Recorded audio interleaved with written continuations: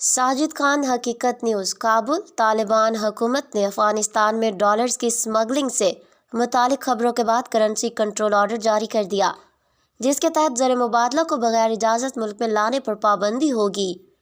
عالمی خبر رساں ادارہ بلومبرگ میں شائع ہونے والی ایک رپورٹ میں انکشاف کیا گیا تھا کہ پاکستان سے یومیہ 50 لاکھ ڈالرز افغانستان اسمگل کیے جا رہے ہیں۔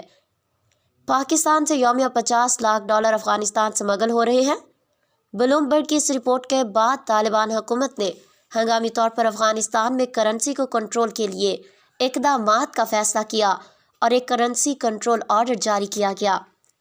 بلومبرگ میں ہی شائع ہونے والی آج کی رپورٹ میں کہا گیا ہے کہ طالبان حکومت نے افغانستان میں بغیر کوئی مضبوط وجہ بتائے ڈالرز لانے پر پابندی ہوگی اور ساتھ ڈالرز کی تعداد بھی بتانا لازمی ہوگی۔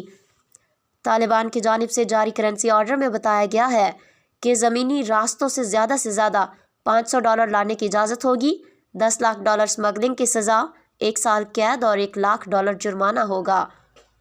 اسی طرح 1 لاکھ ڈالر اسمگل کرنے کی سزا 1 ماہ کی قید ہوگی، جبکہ اس سے کم مالیت کے ڈالر اسمگل کرنے پر 10 دن جیل میں اسیری کاٹنا ہوں گے۔